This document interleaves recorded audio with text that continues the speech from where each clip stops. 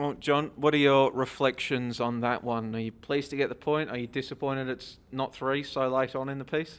Oh, you're always disappointed when you put yourself in that position and you can see so late on. But just pleased because, the players, we had to deal with some difficult circumstances. We've got a few experienced players out, plus Josh Risdon going down quite early. That we had to reshuffle the whole back line and then our midfield. And, I felt and we could see that the first 20 minutes we were really good, and we had our chances and we're playing through them, and we're dealing with their threats as well.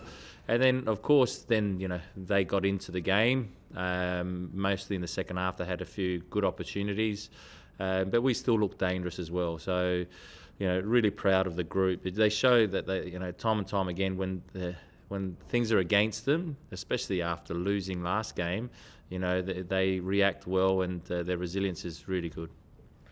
That second half looked like they were throwing everything but the kitchen sink, you trying to hit them on the counter. Was that something that you planned for, or was that just what you were forced into by wet victory pinning their ears back? Yeah, it was what we were forced into a little bit, and also a lot of the way they pressed us. But then we did play through that. We were down the other end pretty quickly. A couple of times we didn't make the most of the situations, but you have to give credit to them. They're desperate to actually, probably more desperate than us in terms of, they know they need to win games and start winning. So they had to throw everything at us, and we were just unable to capitalise when we did go through down the other end, because we had some good opportunities. But, all in all, it was a tight game for both teams, I thought. Just on Josh, was it an ankle injury? And how worried are you? Because he's obviously had such a rough run over the past couple of years. Yeah, I don't know what it is exactly. A little bit worried, to be honest, because Josh Risdon's so strong that he doesn't go down for no reason. So a little bit worried. And he tried so many times to get through it. So, it's unfortunate. Hopefully it's nothing serious. Hopefully it's something that will only keep him out. He's suspended on Saturday anyway for a short period, because he's massive for us. He's one of our leaders. He's one of our captains. So hopefully it's nothing too serious. Well, Nikolai hit the scoreboard. Rare opportunity for him. He looked like he was absolutely loving it once it went in. I guess just to comment on his performance also, and just that little moment there as well. Yeah, brilliant. What can you say about Nikolai? He just, every time he plays, he performs. Defensively, he was outstanding, and that's his first job. He made good decisions on the ball as well, and when we had to play out, when he had to skip those lines and play into Prijovic up top and then us come underneath. And then, he deserved the goal because he was so good. And, we needed him tonight because, we lacked that little bit of experience. Because of the players we have out, that bit of leadership, especially when Josh went off, our captains are out, and two of our more experienced players weren't playing, and Topper had to stand up, and he did. Just when Josh came off, you opted to put Jerry on instead of bringing on one of your recognised defenders that you had on the bench, and there was the defensive reshuffle. Could you walk us through that thinking? What led you to bring Jerry on rather than one of your defenders?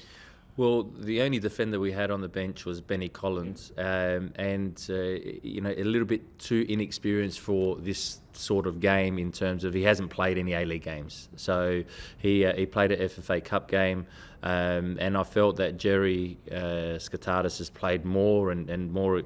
He's been coming in off the bench of late, and Rene Krin, who hasn't really played at the back for a while, has played there in the past. It was difficult for him because it was, we haven't been coaching him in that position, but we felt that was a better way to go. And Rene did well, considering that he hasn't played there for a long period, and we haven't really helped him in training by, understanding his role, but he dealt with it well and was calm on the balls. He's very disappointed because we conceded off of his own goal, but it's not his fault at all. It's a team game, and we win and lose together. And we drew tonight with an own goal, but doesn't mean anything. don't think we were aware it's an own goal, so we'll yeah. Hamill got it paid for him in the end. Oh, did he? No, I thought So it he was- might be upset with you that you've just thrown him under the bus on that one. It wasn't an own goal. Yeah. Also, the goal that you scored, it looked like something off the training track. The dart forward by Payne, the flick on top of Stanley. Was it straight off the training track? Yeah, well, it's something that we do practice. We're dangerous now. It took us a long time to score off of set pieces, especially corners. But we know that we got the quality that can score, and Prijovic was disappointed after the game that he didn't score because he missed it from about a half a metre out, and normally in training they go in, and so it ends up striking a little bit of fear into the opposition because they know that every time we get a corner or a free kick that we look dangerous, and on the flip side, at the start of the season, we conceded a few, and we've actually shored that up. So we feel confident that we can defend and attack both ends in terms of set pieces. So that's a big advantage for us. Do you know? Has that been the biggest area of improvement? I mean, the first game of the season, you mentioned you got undone with a near post set piece. Yeah. Miranda running in, no one picked him up. So is that the sort of biggest area that you're Ye- happy about improvement? Well, it's one of the areas that we're very pleased about because we understand and know that a lot of teams are good, especially Victory. They got great delivery and they got some good attacking players or players that can attack the ball well on set pieces. And so we not only did we get done in the first game, we also got done against them in the second time we played them. So it was important that we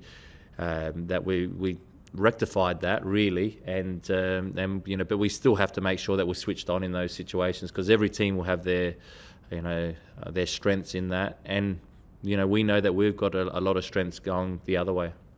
Just in terms of maybe getting some of the cavalry back, that we know Neil Kilkenny's overseas, Deer's got that knee. Do you see any of these guys? Obviously, Leo just had the suspension. Do you see yourself getting many of these guys back in the short term?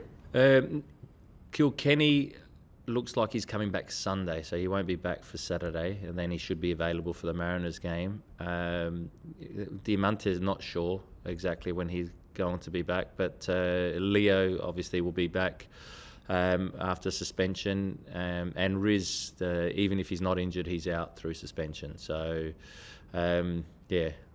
maybe one out of the four we're going to have available for the next game. Just a comment on Jamie Young's performance. I mean, the second half when Victory were really pushing, he made a number of top saves. In particular, there was one, it was a host of them. He made not just one. How did you see his performance tonight, I guess? Yeah.